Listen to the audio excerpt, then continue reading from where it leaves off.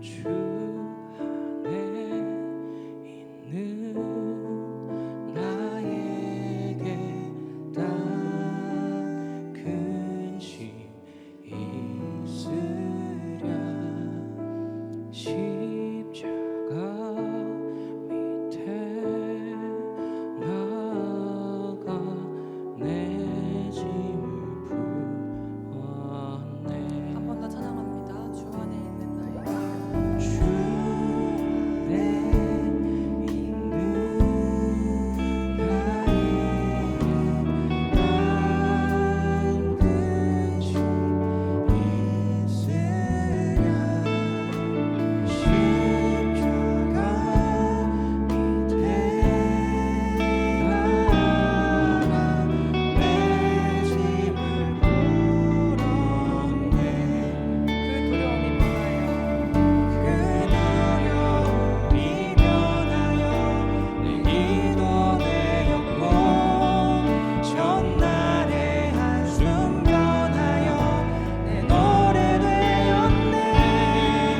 주님을 찬송하면서 할렐루야 할렐루야. 내 앞길 멀고 해도 주님만 따라가니. 주님을 찬송하면서 할렐루야 할렐루야.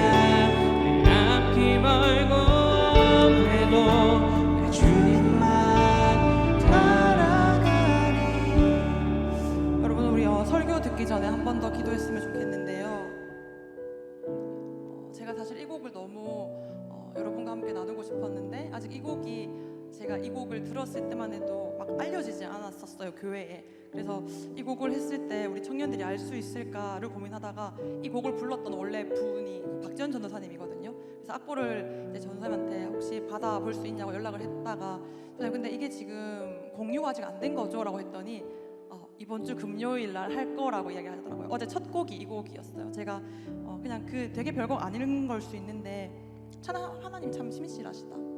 제가 한 일주일 동안 이 곡을 계속 묵상을 하면서 두려움이 변하여 내 기도 되었고, 전날의 한숨 변하여 내 노래 되었네. 이 가사가 저한테 너무 이렇게 많이 와닿았었는데, 근데 너무 같이 부르고 싶은데 어떡하죠 하나님. 그냥 지나가듯이 했던 그 마음까지도 하나님께서 들으시고 어제 첫 곡으로 금초회 때 함께 불렀더라고요. 여러분 주 안에 있는 나에게 딴 근심 있습니까? 없습니다. 그러려면 우리가 먼저 주 안에 있어야 합니다. 이 시간 우리가 말씀 듣기 전에 한번 기도했으면 좋겠는데요. 이 시간 하나님과의 연합을 방해하는 그 어떤 근심도 하나님 떠나가게 하여 주시옵소서. 우리가 오직 주 예수 안에서 이 시간을 온전히 누릴 수 있도록 하나님 도와주시옵소서. 성령 하나님 이곳에 있는 모든 한 사람 한 사람에게 임하셔서 필요한 말씀이 하나님의 음성으로 전해질 수 있도록 도와주시옵소서.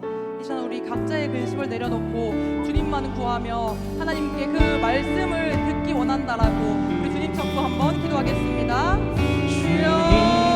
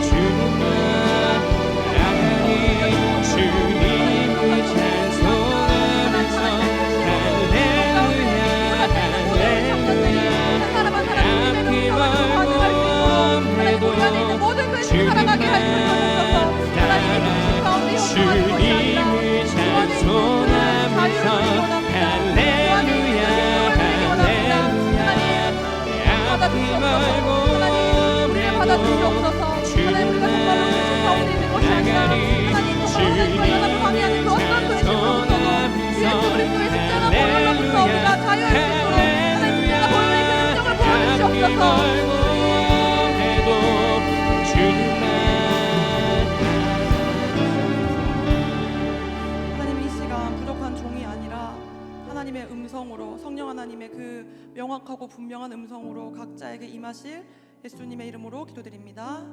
아멘. 네, 저희 함께 성경 말씀 읽겠습니다. 사무엘하 12장입니다. 이 지금 소리가 굉장히 저 이상하게 들려오는데 한번 조정 좀 해주시겠어요? 네. 사무엘하 12장 15절부터 23절 14절까지 말씀을 함께 한 목소리로 여러분이 더 크게 읽도록 하겠습니다. 같이 읽겠습니다. 시작. 나단이 자기 집으로 돌아가니라. 우리아의 아내가 다윗에게 낳은 아이를 여호와께서 치심에 심히 앓는지라. 다윗이 그 아이를 위하여 하나님께 간구하되 다윗이 금식하고 안에 들어가서 밤새도록 땅에 엎드렸으니 그 집의 늙은 자들이 그 곁에 서서 다윗을 땅에서 일으키려 하되 왕이 듣지 아니하고 그들과 더불어 먹지도 아니하더라. 이래 만에 그 아이가 죽으니라.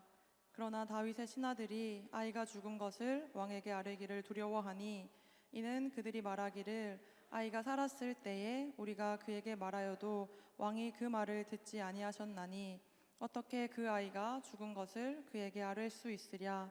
왕이 상심하시리로다 함이라. 다윗이 그의 신하들이 서로 수군거리는 것을 보고 그 아이가 죽은 줄을 다윗이 깨닫고 그의 신하들에게 묻되 아이가 죽었느냐 하니 대답하되 죽었나이다 하는지라. 다윗이 땅에서 일어나 몸을 씻고 기름을 바르고 의복을 갈아입고 여호와의 전에 들어가서 경배하고 왕궁으로 돌아와 명령하여 음식을 그 앞에 차리게 하고 먹은지라. 그의 신하들이 그에게 이르되 아이가 살았을 때에는 그를 위하여 금식하고 우시더니 죽은 후에는 일어나서 잡수시니 이 일이 어찌 됨이니이까 하니 이르되 아이가 살았을 때에 내가 금식하고 온 것은 혹시 여호와께서 나를 불쌍히 여기사 아이를 살려주실는지 누가 알까 함이었더라. 지금은 죽었으니 내가 어찌 금식하랴. 내가 다시 돌아오게 할 수 있느냐. 나는 그에게로 가려니와 그는 내게로 돌아오지. 아멘. 네, 뭔가 되게 여러분 그동안 잘 지내셨나요? 혹시 조정이 좀 덜 안 가능할까요? 지금 제가 목소리가 되게 안 들리는데. 네, 여러분 잘 지내셨어요? 주변 사람들에게 한번 물어볼까요? 잘 지내셨습니까? 잘 지냈어요? 하고 한번 물어봅시다. 네. 여러분 제가 영어로 한번 질문해 볼게요. 한번 대답해 보시겠어요? How are you? 제 원고에는 이렇게 적혀 있어요. 요즘 세대는 잘 모르겠지만 이라고 적혀 있는데 다 알고 있네요. 저 때만 해도 이 How are you라고 물으면 어떻게 대답하죠? I am fine, thank you, and you를 꼭 물어야 되죠. 소리가 갈수록 이상합니다. 제 소리가 저기서 들려서 지금 제가 약간 멘붕인데 제가 사실 외국에 있었을 때 이 How are you라는 질문이 너무 싫었어요. 왜냐면 여러분 보세요. How are you? 하고 물으면 어떻게 대답하죠 보통? I am fine, thank you, and you 이렇게 대답하잖아요. 근데 제가 아침에 이렇게 일어났을 때 늘 기분이 좋은가요? 그렇지 않죠. 밤에 잠을 설치고 옆 친구가 코 골고 이래서 잠을 잘 못 잔 상태로 피곤해서 새벽에 나왔는데 갑자기 옆에 있는 영어권 친구가 How are you? 이렇게 묻는 거예요. 사실 저는 I am fine 하지 않았거든요. 누군가 관계가 불편해 있을 때도 마찬가지입니다. 저는 여전히 I am fine 하지 않는데 How are you를 늘 물어요. 제가 I am good이라고 대답하고 싶지도 않더라고요. I am okay도 대답하고 싶지 않았습니다. 왜냐하면 저는 별로 그닥 좋지 않은 상태였기 때문이에요. 제 감정을 난 I am fine 하지 않는데 I am fine이라고 얘기하는 게 뭔가 속이는 것 같은 기분이 들더라고요. 여러분 이런 복잡한 생각하고 사시나요? 그냥 I am fine 하면 그냥 당연히 okay, I'm good 이러고 지나가시나요? 그래서 제가 어느 날은 이 I am fine이라고 대답하는 게 너무너무 싫어가지고 그냥 기분이 좀 그냥 그렇더라고요. 그래서 우리 그냥 그래 영어로 어떻게 해요? 그래서 How are you라고 웃길래 제가 so 이렇게 얘기했어요. 여러분 외국인 친구가 How are you라고 물으면 절대로 so라는 대답을 하면 안 됩니다. 진짜 큰일 나요. 완전 난리 납니다. 왜냐하면 그 영어식 사고방식인 것 같은데요. 소라고 얘기하면 진짜 큰일이 일어난 줄 알아요 저한테. 그래서 막 갑자기 질문 폭탄이 이어집니다. What's the matter? What's the wrong with you? 막 이러면서 저한테 막 질문 세례를 부어요. 저는 뭐 그 정도까지 큰일 난 건 아니잖아요. 다만 그냥 뭐 기분이 그닥 좋진 않으니까 아주 파인한 상태가 아니니까 소라고 얘기했던 건데 약간 이런 거 아닐까 싶어요. 저희가 막 불금 전도를 가요. 그러면 한 12시쯤 되겠죠. 밤에 밤 12시쯤에 여러분이 수원들한테 밥 먹었어? 이렇게 물었는데 그가 저 오늘 한 끼도 못 먹었어요. 어떤 마음이에요? 막 걱정되고 큰일 난 것 같고 막 이 아이가 왜 갑자기 식음을 전폐하지? 저만 걱정 안 해요, 여러분? 그래? 너 다이어트 하구나 이러고 넘어가시나요? 제가 얼마 전에 그 책을 읽고 싶어서 교회로 좀 분리되어서 카페를 하나 갔는데 그 카페에 작년에 향군이었던 한 자매가 이렇게 앉아 있는 거예요. 우연히 마주쳤습니다. 그래서 뭐 근황 이야기를 하고 그냥 각자 그 친구도 뭘 하려고 이게 컴퓨터를 가지고 왔길래 하고 있었고 저도 이제 책을 읽으려고 책을 폈다가 그 친구가 갑자기 네 전도사님 하고 조심히 부르더라고요. 그러더니 왜? 이렇게 물으니까 근데 저는 이렇게 얘기하는 친구예요 진짜. 근데 저는 잘 지내냐고 물으면 사실 뭐라고 대답해야 될지 모르겠어요 이러는 거예요. 그게 무슨 말인가 했더니 제가 뭐 오랜만에 보니까 그냥 잘 지내지 이렇게 얘기를 했나 봐요. 근데 그 친구가 자기가 잘 지내지 않고 있는데 잘 지내지 않는다라고 얘기하는 게 어렵다는 거예요. 그러니까 무슨 말인고 했더니 하나님이 나를 사랑하는 것도 알겠고 지금 하나님이 나와 함께하는 것도 알겠는데 근데 사실 그렇다고 해서 그게 늘 괜찮거나 늘 잘 지내는 건 아니잖아요. 그래서 내가 아니요 잘 못 지내요 라고 이야기를 하는 게 뭔가 나를 사랑하시는 그 하나님의 마음을 아프게 할까 봐 죄책감이 느껴져서 내가 잘 못 지내도 그냥 사람들이 물으면은 되게 네 잘 지내요 라고 이야기를 할 때가 많았다고 합니다. 이 친구 이야기를 들으면서 생각이 잠겼어요. 잘 지낸다는 건 뭘까? 여러분 잘 지낸다는 건 뭘까요? 반대로 잘 못 지낸다는 건 그럼 뭘까요? 달리 말하면 이 How are you라고 물었을 때 언제 I'm good으로 대답하기가 힘들어질까요? 생각해 보신 적 있나요? 최근에 제가 잘 못 지내는 이유가 뭘까를 생각하다가 발견한 게 한 게 있습니다. 사람은 뭔가를 상실하게 되면은 잘 못 지내는 것 같아요. 상실. 상실. 제가 또 이 사전 찾는 거 좋아하잖아요. 유지되고 있던 능력, 관계들을 잃게 됨이라는 뜻인데요. 예를 들면 이런 겁니다. 사랑하는 친구, 사랑하는 사람, 애인, 그리고 신뢰하던 사람과의 관계를 상실하게 되면 잘 못 지내겠죠. 맞나요? 그리고 또한 물질이나 재물이 손실되었을 때 잘 못 지냅니다. 내 경제권이 상실되었을 때 혹은 직장을 잃게 되었을 때도 잘 못 지내겠죠, 당연히. 그리고 열심히 공부를 했는데 전공 점수를 상실하게 돼요. 그러면 잘 지내기 힘들겠죠. 또 내 미래가 불안정하다고 느껴질 때도 상실했을 때도 잘 못 지낼 것 같습니다. 건강을 상실할 때도 잘 못 지내겠죠. 그래서 잘 못 지내는 이유에 살펴보니까 이 상실이랑 참 많이 관계가 있더라고요.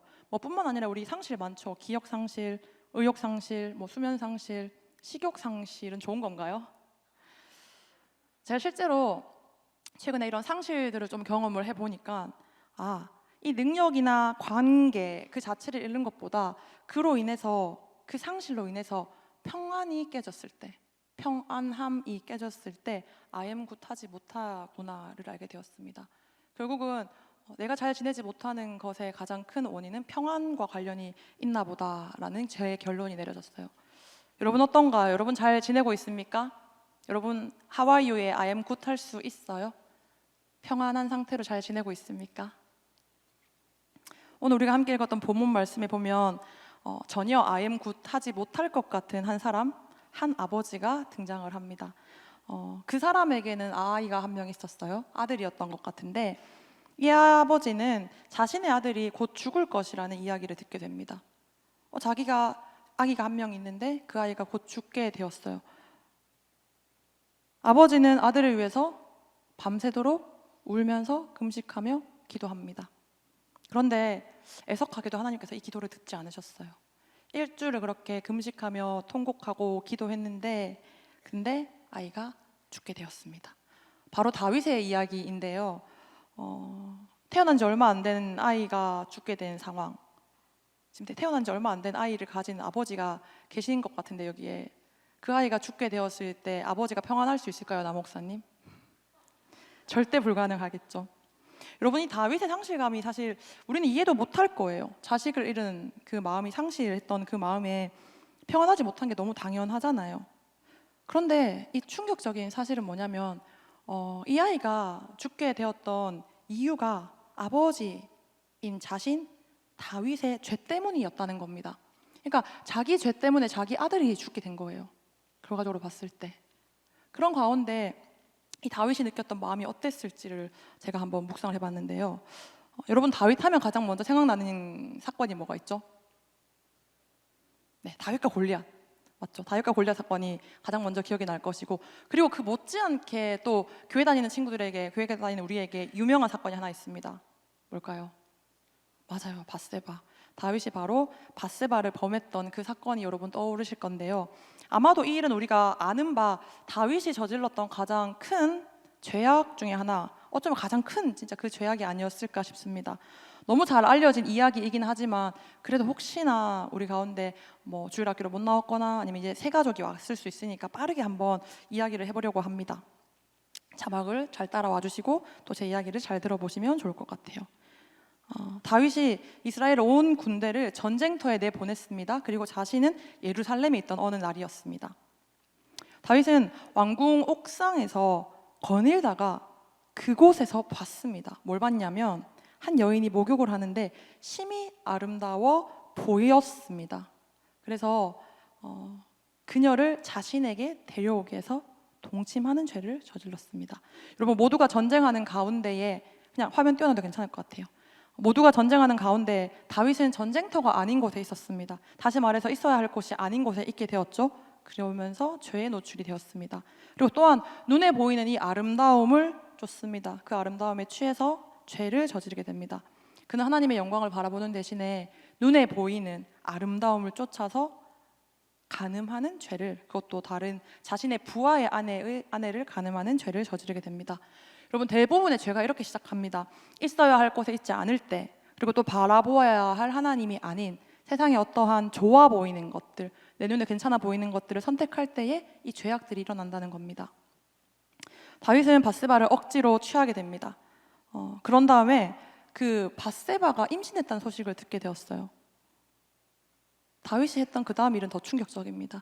자신이 간음해서 임신시켰던 그 밧세바, 그녀의 원래 남편에게 가서 자신의 아내, 그러니까 밧세바와 동침하라고 얘기해요. 그러니까 쉽게 말하면 자기의 부하를 자기가 지금 부하의 아내를 겁탈한 거잖아요. 그런데 자신이 그 겁탈해서 임신시켰다라는 것을 숨기기 위해서 그 여자의 남편인 우리아에게 가서 너 아내랑 같이 자라는 이야기들을 하게 됩니다. 왜냐하면 그 둘이 관계에서 아이를 갖게 되었다라고 한다면은 자신이 저질렀던 부정이 감춰지는 거잖아요. 그래서 자신은 그 간음의 현장에서 벗어나기 위해서 부하인 우리아에게 가서 너의 아내와 동침하라고 이야기를 합니다. 그런데 그 우리아가 집으로 가지 않습니다. 집에 가지 않는 대신에 야영하고 있던 자신의 부하들과 함께 먹고 마시며 매일 밤을 그 부하들과 함께 있는 거예요. 다윗 입장에서 속이 탑니다. 이제 밧세바는 임신을 했다고 했지. 그럼 밧세바가 왜 갑자기 임신을 했냐 얘기했을 때 자신의 부정함이 들통나지 않으려면은 그 남편이랑 빨리 관계를 가져야 되는데 이 우리아가 그 집으로 가지 않는 거예요. 자기 집에 가지 않는 거예요. 뭐 일부 성경 연구가들은 이미 우리아가 밧세바와 다윗의 간음 사건을 알고 있었을 수도 있다, 뭐 이렇게 얘기를 하긴 하는데, 우리아가 밧세바와 관계를 갖지 않자 다윗은 이 밧세바의 임신 사실을 숨기기 위해서, 또 정확히는 자신의 부정을 은폐하려고 우리아를 전쟁터에 내보내려고 합니다. 자신의 부하이잖아요. 우리아가 전쟁터에서 제일 위험한 곳에 우리아를 투입시킵니다. 그리고 적의 칼에 죽은 것으로 위장시켜라 라는 그 명령을 편지를 써서 우리아의 손에 직접 들려보냅니다. 그러니까 우리아는 자기는 그 편지 안에 자기 자신을 죽이라는 그 명령이 적혀 있는 걸 모른 채 그 편지를 가지고 전쟁터에 있는 요압으로 가게 되어집니다. 여러분 다윗이 자신이 있어야 할 전쟁터가 아니라 왕궁을 거느렸잖아요. 그래서 눈에 보이는 아름다움에 취해서 정욕에 휩싸여서 다른 여인을 이렇게 임신시키는 죄를 저질렀습니다. 그런데 이 일에 대해서 회개하는 대신에 그는 오히려 우리아를 죽일 계획까지 하게 됩니다. 죄가 죄인 것을 알지 못했을 때 일어나는 현상이죠. 더 큰 죄가 찾아온다는 겁니다. 더 큰 죄를 찾아간다는 겁니다. 그리고 그게 죄인지도 모른다는 심각한 일들이 일어나는 거죠. 다윗은 간음, 부정이라는 죄를 은폐하려고 살인이라는 죄까지 저지르게 됩니다. 근데 그게 죄인지도 모르는 상태였어요. 숨기고 싶은 일이었을 뿐입니다. 여러분 혹시 여러분에게는 숨기고 싶은 그러한 일들이 있습니까? 남들이 알지 못했으면 하는 것들, 남들이 알면 큰일 날 것 같은 그런 일들이 있습니까? 다윗은 간음죄를 저질렀던 것을 숨기고 싶어서 이제 살인죄를 저지르잖아요. 근데 그 죄를 아무도 몰랐다는 사실에 만족했던 것 같아요. 자신이 살인까지 했지만 그 우리아를 전쟁터에서 죽게 했지만 아무도 모른다라는 것에 만족했던 것 같아요. 그게 죄인지도 인지 못했으니까 그냥 만족하고 다행이다라고 생각했겠죠. 그래서 남편을 잃었던 이 밧세바를, 미망인이 되었던 우리아의 아내였던 그 밧세바를 자신이 거둡니다. 보통 왕이 친애하는 부하의 아내가 미망인이 되었을 때 거두는 건 굉장히 왕으로서 좀 좋은 행실이었거든요. 그러니까 그렇게 자기는 선대를 베푸는 척하면서 우리아를 취해서 자신의 실제 아내로 삼습니다. 이제 그 상태에서 우리아가 임신하게 되어져도 아무 문제가 되어지지 않겠죠. 부정하게 저지른 죄가 아닌 거니까. 그래서 다윗은 이 일이 완전 범죄로 끝났을 것이라고 안도했던 것 같습니다. 제가 지난 7, 8월에 거쳐서 이 사무엘 상하를 묵상을 했는데요. 읽으면 읽을수록 다윗의 인상이 참 파란만장하더라고요. 저는 다윗이 그저 왕이 되기 전에 사울에게 쫓길 그때만 되게 힘들었을 거라 생각했는데, 실제로 읽어보니까 다윗은 이 밧세바 사건 이후로 계속해서 평탄치 못한 삶을 이어가고 있습니다. 아주 비극의 연속입니다. 그 비극 가운데 한 가지가 또 여기 등장합니다. 밧세바를 아내로 맞이했던 그 다윗에게 나단 선지자가 찾아왔습니다. 오늘 내용이 조금 길어요. 왜냐하면 제가 이게 7, 8월에 묵상했던 것들 가운데 생각을 해보니까 이게 단락별로 나눌 수 없는 내용들이 진짜 많은 거예요. 앞에 것들이 선행되어서 이해되어져야지 그 뒤에 사건들까지도 잘 흘러가는 플롯이어서, 여러분 우리는 유액치니까 잘 이해할 수 있잖아요. 그렇죠? 잘 따라오고 있는 거 맞죠? 여기까지 잘 이해하셨어요? 네. 밧세바를 이제 이렇게 아내로 맞이했습니다. 그리고 그런 다윗에게 나단 선지자가 찾아옵니다. 나단 선지자가 다윗에게 한 예화를 알려줘요. 성읍에 사는 두 사람의 이야기를 하거든요. 하면서 사실 판결을 내려달라고 이야기를 해요. 다윗에게, 다윗은 왕이니까 재판을 좀 내려주세요 하면서 이 얘기를 합니다. 내용은 간단했어요. 부족할 것 전혀 없는 한 부자가 있었고요. 가진 거라고는 암양밖에 없는, 근데 그 암양이 얼마나 귀했던지 자신의 자식과 함께 먹이고 입히고 길리고 같이 잘 정도로 자기가 귀하게 여기는, 정말 딸처럼 보살피는 그 암양 새끼를 한 마리 가진 가난한 사람이 있었습니다. 그런데 어느 날 부잣집에 한 행인이 찾아오게 되어져요. 그리고 그 행인을 대접해야 될 상황이 생겼는데, 이 부잣집 사람이 자기 집에 그렇게 많은 소와 양과 먹을 것들이 많은데, 짐승이 많은데 걔네를 다 내버려두고 이 가난한 사람이 정말 자기 딸처럼 여기는 이 암양을 뺏어다가 잡아서 요리를 해서 이 행인에게 대접을 하게 되어집니다. 이 이야기를 들었던 다윗의 반응은 어땠냐면요, 여러분, 분노합니다. 다윗이 그 사람으로 말미암아 노하여집니다. 분노해서 나단 선지자에게 판결해달라고 했으니까 이렇게 판결한 거예요. 여호와의 살아계심을 두고 맹세하노니 이 일을 행한 그 사람은 마땅히 죽을지라, 이렇게 판결을 합니다. 나단 선지자가 얘기했던 이 사람 누구였을까요? 나단이 다윗에게 이르되 당신이 그 사람이라. 나단 선지자는 자신의 이 두 사람의 비유를 통해서 다윗이 저질렀던 그 부정함에 대해서 이야기를 하려고 했습니다. 하나님은 나단 선지자를 통해서 다윗이 그토록 숨기고 싶어 했던 자신의 부정함들, 자기가 저질렀던 그 죄악들에 대해서 아주 명백하게, 아주 낱낱이 사실적으로 이야기를 합니다. 사무엘하 12장 9절부터 10절까지 우리 한번 같이 읽어볼까요? 시작.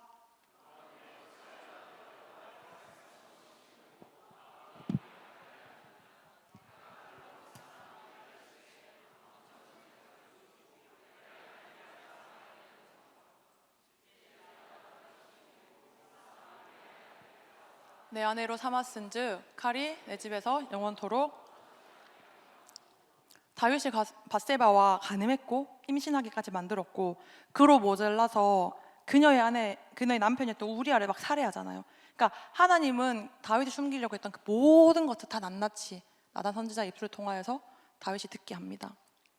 죽음의 혼란함 가운데서 우리아를 죽여버리고, 모든 것이 다윗이 바랬던 대로 은폐되었던 것처럼 다윗은 알고 있었지만 사실은 그러지 못했던 것이죠. 다윗은 이 우리아의 아내를 빼앗아 자신의 아내로 삼았고, 그 임신한 아이까지도 이제는 정당하게 얻은 것 마냥 행동했던 것 같습니다. 여러분, 근데 다윗이 아무것도 가지지 않아서 우리아의 아내를 범했던 게 아니잖아요.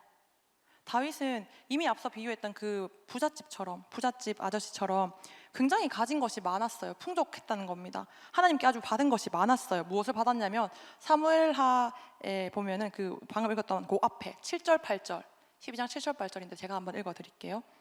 나단이 다윗에게 이르되 당신이 그 사람이라 이야기한 이후에요. 이스라엘의 하나님 여호와께서 이와 같이 이르시기를 내가 너를 이스라엘 왕으로 기름 붓기 위하여 너를 사울의 손에서 구원하였고 내 주인의 짐을 내게 주고 내 주인의 아내들을 내 품에 두고 이스라엘과 유다 족속을 내게 맡겼느니라. 만일 그것이 부족하였을 것 같으면 내가 내게 저것을 더 주었으리라. 하나님은 이미 차고 넘치도록 다윗에게 부어주셨습니다. 이스라엘 왕으로 기름 붓기 위해서 사울의 손에서 직접 구출하신 게 하나님이시잖아요. 그것도 그 이후에 사울의 왕궁을 하나님이 다윗에게 주십니다. 뿐만 아니라 사울의 아내들까지 주게 돼요. 이게 왕권을 강화시키는 일이었는데 하나님은 그까지도 허락하시고 이스라엘과 유대를 모두 다윗에게 맡겼습니다. 다윗은 이미 가진 게 너무나 많은 풍족한 사람이었던 겁니다. 그런데 이렇게 아낌없이 주시는 하나님이 있는데도 불구하고 다윗은 자신이 가진 게 부족하다고 생각했었을까요? 그래서 자기가 갖지 못했던 그 우리아의 아내였던 밧세바를 범해였을까요? 하나님 이렇게 얘기하죠. 다윗에게 준 것이 만일 부족하였을 것 같으면 이것저것을 더 주었을 것이다. 그런데 다윗은 자신이 가진 게 부족해서가 아니라, 실제로 부족해서가 아니라 차고 넘치게 가지고 있으면서도 하나님이 주셨던 것들로 만족하지 못했던 것 같습니다. 그래서 다른 것까지 탐하는 이런 죄를 범하게 되는 거죠. 여러분이 가지고 계신 것들에 만족하십니까? 혹시 부족하다고 생각해서 이것저것을 더 탐하고 있지는 않습니까? 이것저것을 더 구하기 위해서 여기저기 기웃대고 있지는 않습니까? 하나님의 영광을 바라보라고 우리에게 주셨던 사명을 잃고 세상의 아름다움에 취해서, 세상의 소리에 취해서 그게 죄인 줄도 모른 채 더 많은 것들을 구하려 애쓰고 있지는 않습니까? 제가 최근에 그 유튜브를 이제 해보려고 하거든요. 설교 영상을 일단 업로드했습니다. 나중에 끝나고 한번 검색해 보세요. 아름답고 향기로운, 제 이름이잖아요, 미향. 그 지난주에 레비스탕스 오셔가지고 구독과 좋아요는 선교입니다, 이렇게 얘기하더라고요. 여러분, 구독과 좋아요를 통해서 선교 사역을 또 확장시켰으면 좋겠습니다. 아름답고 향기로운 기억해 주시고요. 그래서 유튜브를 이제 해보려고 제 설교 영상을 올렸다가 썸네일이 필요한 것 같은 거예요. 그래서 이게 저희 팀장한테 썸네일을 좀 부탁을 했는데, 평소에 제가 그 친구 디자인을 참 좋아하거든요. 근데 썸네일이라고 보내주는데 마음에 안 드는 거예요, 사실. 뭐 디자인 문구 이런 거 너무 다 괜찮은데 뭔가 이 느낌이 아닌데 이런 마음이 드는 거예요. 그래서 몇 날 며칠을 계속 왔다 갔다 하다가 어느 날 밤에 그 친구가 갑자기 향도사님 이건 어때요? 하고 딱 사진을 보내줬는데 와, 너무 좋더라고요. 여기 비포 애프터인데 혹시 아시겠어요? 뭐가 다른지 느끼겠어요? 처음 게 보이나요? 네, 이 왼쪽, 여기 여러분 보시기 왼쪽이죠? 왼쪽 게 비포였고요, 오른쪽 게 애프터인데요. 뭐가 다른지 여러분 아세요? 아주 살짝 보정을 했습니다. 그랬더니 제 마음에 아주 쏙 드는 거예요. 그간 썸네일이 마음에 안 들었던 이유가 제 얼굴 때문이었던 거더라고요. 여러분 자매들 인스타에 업로드 하실 때 그렇다면서요. 사진 막 100장, 1000장 찍어주고 그 중에 한 2장 골라서 올린다면서요. 맞나요? 아닌 척 하지 마세요. 근데 이 친구가 형제거든요. 이 썸네일 만들었던 친구가 형제다 보니까 그냥 동영상에 있는, 꺼주세요 이제. 에비 너무 오래 있네. 그러니까 이 썸네일 만드는 저희 팀장이 형제였던 거예요. 그러니까 형제니까 동영상 그냥 순간 캡처한 걸로 자꾸 저렇게 만들어내니까 마음에 안 들지. 근데 그러다가 이제 이 형제의 여자친구가 그걸 보더니 오빠 보정을 좀 해야 돼. 이렇게 얼굴 색깔도 이렇게 턱도 이렇게 해서 조금씩, 아주 조금이에요. 네, 그렇게 보정이 답이라는 걸 그 여자친구가 알려주면서 살짝 건드렸더니 와, 그제서야 제 마음에 들더라고요. 제가 이 보정이라는 기능을 통해서 세상의 아름다움을 좀 맛봤습니다. 그 썸네일을 보정했다는 사실은 이제 그 친구랑 이야기하면서 우리 절대적으로 이걸 비밀로 하자 얘기했거든요. 완전 범죄를 꿈꾸자 이렇게 얘기했는데 여러분에게 구독을 요청하기 위해서 제가 공개를 한번 해봤습니다. 다시 본문으로 갈 건데요. 완전 범죄를 다윗이 꿈꾸었잖아요. 그리고 실제로 그게 이루어졌을 것이라고 착각했잖아요. 여러분도 보시면 알겠지만 착각할 수 없는 완전 범죄인데요. 낱낱이 드러났던 이 자신의 잘못들, 처음에는 아마 그냥 자기가 숨기고 싶었던 것이 드러나게 되었을 그 수치심만 있었을 것 같아요. 자기가 잘못을 했던 것들이 이제 발각되었으니까, 숨기고 싶었던 것이 드러났으니까 아마도 수치심만 있었을 수도 있을 것 같아요.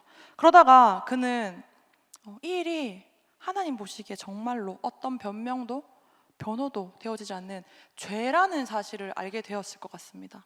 여러분, 내가 숨기고 싶었던 것이 들통나는 거랑 그게 정말로 하나님 앞에서 죄라는 것이 자각되어지는 건 다른 일이에요. 내가 숨기고 싶었던 것 들통나면은 부끄러워요, 수치스러워요, 도망가고 싶겠죠. 근데 그러고 끝일 수 있어요. 근데 그게 하나님 앞에서 죄인 건 또 다른 거예요. 다윗의 이 죄됨을 자각했을 때 다윗의 마음은 어땠을까요? 주님 앞에 제대로 살지 못한 스스로가 부끄럽지 않았을까요? 죄송해서 하나님으로부터 피하고 싶지 않았을까요? 오히려? 혹은 두려워서 숨고 싶지 않았을까요? 선악과를 따먹었던 아담과 하와가 그랬던 것처럼, 여호와의 낯을 피해서 두려워 숨었던 것처럼, 어쩌면 다윗도 그렇게 숨고 싶었을 것 같습니다. 그런데 이게 끝이 아니에요. 다윗에게 닥친 진짜 비극이 이제 시작됩니다. 사무엘하 12장 14절 하반절부터 15절까지 같이 한번 읽어볼까요? 시작.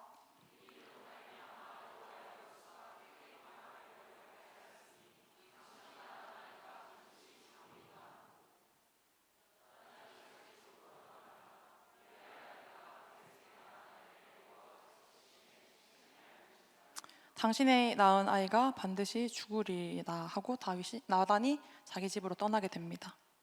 그리고 우리아의 아내가 다윗에게 낳았던 그 아이 기억하시죠? 아까 전에 우리아의 아내였을 때 밧세바가 다윗과 부정함을 통하여 낳았던 그 아이가 앓기 시작합니다. 반드시 죽게 되어진다는 이야기도 이미 들었습니다. 자신의 죄로 인해서 자기의 아들이 죽게 된다는 이야기를 들었을 때 그는 어떤 마음이었을까요, 여러분? 차라리 대신 죽고 싶다란 마음 아니었을까요? 다윗은 이제야 자기가 할 수 있는 일을 합니다. 16절입니다. 다윗이 그 아이를 위하여 하나님께 간구하되 다윗이 금식하고 안에 들어가서 밤새도록 땅에 엎드렸으니. 다윗이 이제 하나님께 간구하는 것 말고는 정말 답이 없구나 알게 된 것 같아요. 그래서 금식하고 들어가서 기도합니다. 하나님께 엎드려서요. 일주일 내내 울면서 그렇게 하나님께 청합니다. 그런데 이래 만에 그 아이가 죽어요. 여러분, 제 인간적인 짧은 생각으로는 다윗이 자신의 숨기려던 것들을 들켰을 때보다, 그게 하나님 앞에 죄인 것들을 알았을 때보다 자기 아이가 죽었을 지금 더 비통하지 않았을까요? 사랑하는 사람이 내 죄 때문에 죽은 거잖아요. 억울한 죽음이잖아요. 사실은 그 아이 입장에서는 이해가 안 되는 죽음이잖아요. 다윗의 심정, 저가 다윗이었으면 저는 그냥 사라지고 싶었을 것 같아요. 물론 다윗 스스로의 죄 때문에 벌어진 일이긴 해요. 그런데 아이는 죄가 없잖아요. 하나님 왜 그냥 그 아이를 죽게 두신 걸까요? 다윗이 이제 정말 뉘우쳤는데 금식하면서 울면서 그렇게 회개하면서 살려달라고 그렇게 기도했는데 그 기도를 하나님은 들어주지 않으신 거잖아요. 우리가 아는 바 사랑의 하나님이라면 그렇다면 그 아이를 살려주셔야 되는 게 맞지 않나요?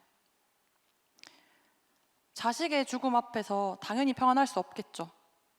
그런데 놀랍게도 다윗은 아이가 죽었다는 이야기를 듣자마자 태도를 바꿉니다.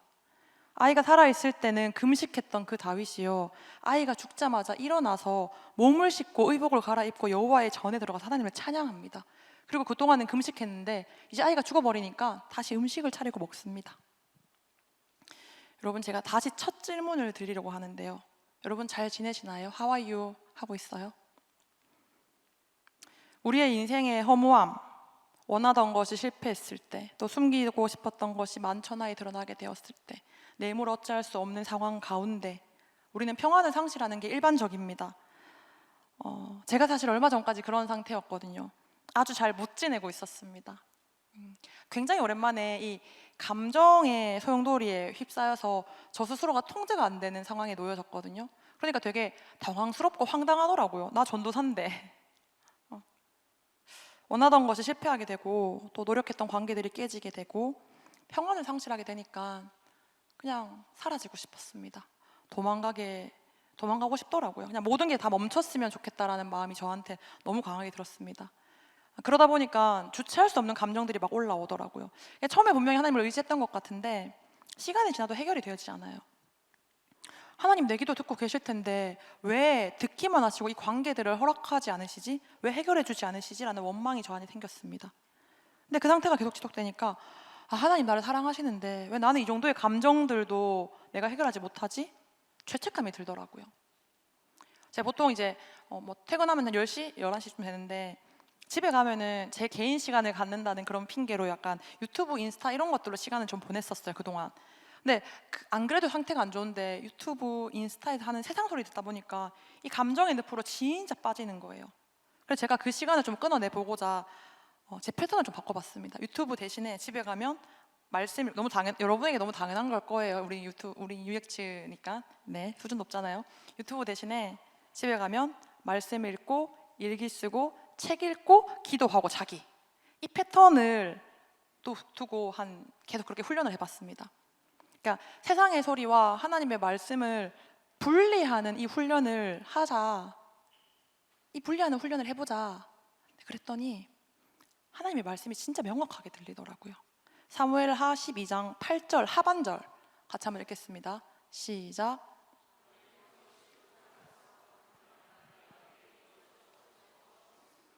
하나님께서 이 말씀을 통해서 그분이 내게 주신 것이 부족한 것이 않다라는 고백을 하게 하시더라고요. 만일 부족하였을 것 같으면 후히 주시고 꾸짖지 아니하시는 그분께서 더 주셨을 건데, 근데 지금 이게 내게 족하니까, 이게 내게 맞으니까 내게 주신 이것이 부족한 것이 아니라는 고백을 제 입에서 하게 하시더라고요. 다윗의 아이가 죽었다는 그 소식을 듣고 땅에서 일어나서 씻고 여호와의 전에 들어가서 하나님을 찬양합니다. 가장 평안하지 못할 그 상황에서 다윗이 하나님을 찬양할 수 있었던 이유는 아이가 죽는 것이 부족한 일이 아니라는 것을 알기 때문입니다. 인간의 관점으로는 이해할 수 없을지라도 하나님 편에서 옳은 것이라는 그 사실을 인정했기 때문일 것입니다. 여러분, 내가 기도했는데도 하나님이 들어주지 않으셔서 그래서 하나님이 불의하다고 생각하시나요? 하나님이 주신 것이 부족하다면서 주지 않은 것들을 욕심내거나 하나님을 원망하고 있지 않습니까? 하나님이 허락하신 것에 만족하지 못하고 더 갖고 싶어서 욕심내며 다른 것을 바라보고 있지 않습니까? 구하면 주시고 찾으면 찾아낼 것이고 두드리면 열어주실 것인데, 그런데도 안 주신다면 지금 주신 것이 충만하기 때문임을 믿습니다. 부족함 없이 주시는 그분께서 나에게 가장 맞는 것들을 이미 주셨습니다. 제가 이 기간 동안 매일 밤을 울면서 기도했거든요.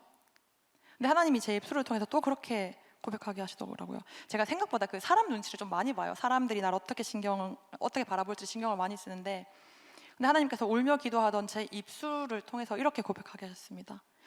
하나님, 저의 가치는 다른 사람이 나를 어떻게 보느냐가 아니라 하나님이 십자가에서 아들 예수를 죽인 핏값만큼입니다. 저의 존재 가치는 예수 그리스도의 십자가 보혈만큼입니다. 저는 그만큼 가치 있습니다. 인간이 얼마나 편협하고 자기중심적인 유한한 생각을 하냐면요, 우리가 이해되지 않는 일이 막 닥쳤을 때 쉽게 하나님을 원망하잖아요. 막 하나님 불의하다고 생각하잖아요. 그런데 제일 이해 안 되는 게 뭐냐면, 창조주이신 그 하나님께서 이 땅에 인간으로 오신 게 정말로 이해 안 되는 거 아니에요, 사실은? 그걸로도 부족해서 그 하나님이신 예수님께서 십자가에서 죽으심으로 내 죄를 다 대속하셨던 그 사실에 대해서는 우리가 당연하게 생각하면서 불의하다고 얘기하지 않으면서, 하나님 내 기도 듣지 않는다고 왜 나를 그냥 두시냐고 원망하지 않느냐는 겁니다. 세상에 죄가 너무 가득하면 차라리 세상을 창조하시는 게 그분 입장에서 더 편한 일 아닐까요? 왜냐하면 빛이 있으라는 말 한마디로 그분은 세상을 창조하신 분이잖아요. 그렇게 창조가 순식간에 쉽게 하실 수 있는 분이 직접 인간이 되셔서 이 땅 가운데 오시고 나를 위해서, 여러분을 위해서 십자가에 돌아가시고 죽으시고 부활하신 그 사건이 진짜 비효율적인 거 아니에요? 우리 인간의 시각으로 봤을 때는. 근데도 불구하고 그분께서 이 일을 직접 택하셨습니다. 인간이 되시기를 작정하셨고 십자가의 구속으로 인해서 우리를 그분의 자녀 삼기로 선택하셨습니다. 제가 세상의 소리와 하나님 말씀 분리하는 이 훈련을 하면서 또 하나의 훈련을 더 하기 시작했는데요, 바로 전적 주권 인정하기였습니다. 하나님이 옳으시고 하나님이 선하시다라는 것들을 선포하는 훈련을 했었는데요, 여러분, 제가 몇 가지 워딩을 해볼 테니까 여러분도 믿으시면 아멘으로 한번 같이 선포해 봅시다. 나의 감정도 관계도 전적으로 주님의 것입니다. 내 시간과 생명도 아버지의 것입니다. 나의 재물도 능력도 하나님의 것입니다. 나의 건강도 생각도 몸도 마음도 다 주님의 것입니다. 여러분, 하나님은 선하십니다. 믿으십니까? 죄 없는 다윗의 그 아들을 죽이신 하나님이 옳으십니다. 아멘이십니까? 내 죄를 대신해서 십자가에 돌아가시고 부활하신 그 예수님이 오르십니다. 우리가 처한 이 상황 가운데 당장 해결하지 않고 그냥 두시는 그 하나님이 오르십니다. 그분이 선한 하나님이십니다. 말씀을 정리하겠습니다. 오늘 설교 제목이 사라지고 싶은 날 사라지게 하시는 사랑인데요. 제가 일기에 그때 그렇게 썼더라고요. 하나님, 저 사라지고 싶어요. 저 도망가고 싶어요. 저 없어지고 싶어요. 이렇게 썼었는데 사무엘하 12장 24절 함께 읽겠습니다. 시작. 다윗이 그의 아내 밧세바를 위로하고 그에게 돌아가 그와 동침하였더니 그가 아들을 낳음에 그의 이름을 솔로몬이라 하니라. 여호와께서 그를 사랑하사. 여러분, 우리가 잘 아는 지혜의 왕으로 불리는 그 솔로몬이요, 이 다윗과 밧세바 사이에서 난 아들이었습니다. 놀랍지 않습니까? 하나님이 죄 지은 다윗을 포기하지 않으시고 또다시 선으로 갚으시는 거예요. 사라지고 싶은 날 그런 다윗을 다시 살게 하신 그분이 사랑의 하나님인 줄 믿습니다. 로마서 8장 31절 32절 이렇게 얘기합니다. 그런즉 이 일에 대하여 우리가 무슨 말하리요? 만일 하나님이 우리를 위하시면 누가 우리를 대적하리요? 자기 아들을 아끼지 아니하시고 우리 모든 사람을 위하여 내주시니가 어찌 그 아들과 함께 우리에게 모든 것을 주시지 아니하겠느냐. 자기 아들을 아끼지 아니하시고 내주신 그분이 우리에게 무엇을 아까워하겠습니까? 우리에게 있는 것이 부족하였더라면 이것저것을 더 주셨을 것입니다.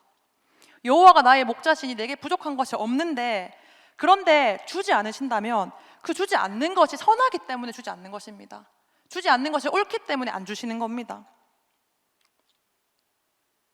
이미 그분이 우리에게 허락하신 것으로 우리는 차고 넘치게 풍족한 줄 믿습니다. 아멘. 그분은 우리를 이런 연약함 가운데, 어려움 가운데 그냥 홀로 두는 분이 아니더라고요. 함께 살아내주시는 분이더라고요. 그분의 사랑으로 하여금 우리가 새롭게 살 소망을 허락받은 줄 믿습니다. 여러분, 혹시 삶 가운데 사라지고 싶었던 순간들 있나요?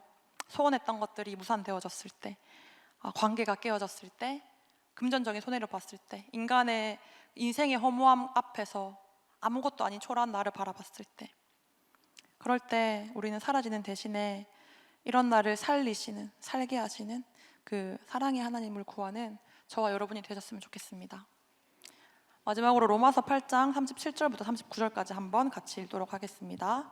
같이 읽습니다. 시작.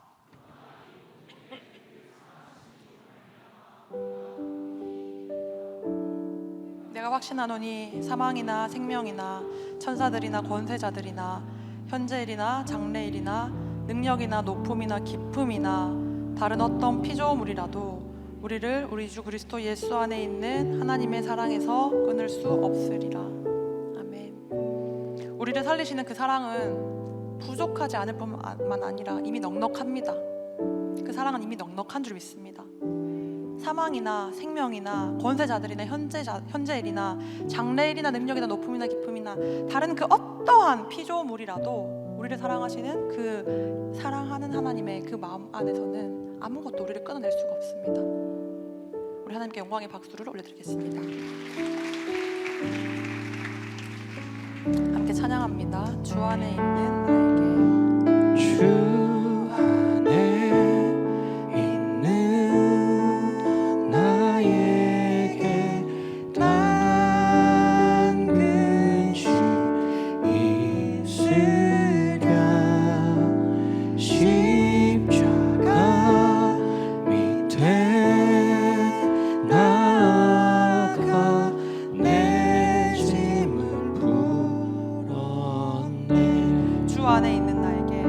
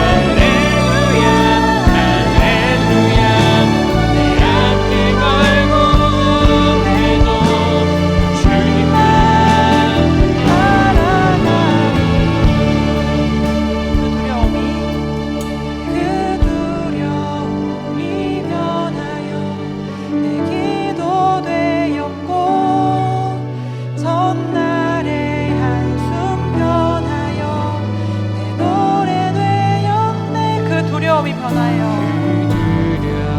내 기도 되었고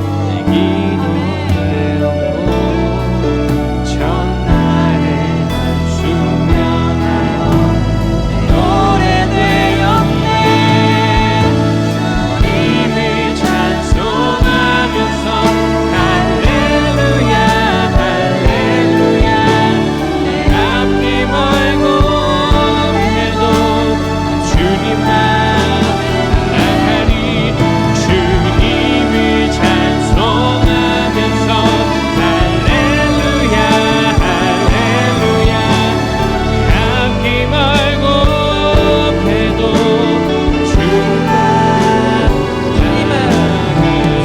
주님을 찬송하면서 할렐루야 할렐루야.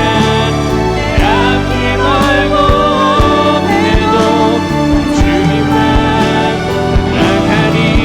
주님을 찬송하면서 할렐루야 할렐루야. 내 앞이 멀고 해도 주님만. 목소리로 찬양합니다. 주님을 찬송하면서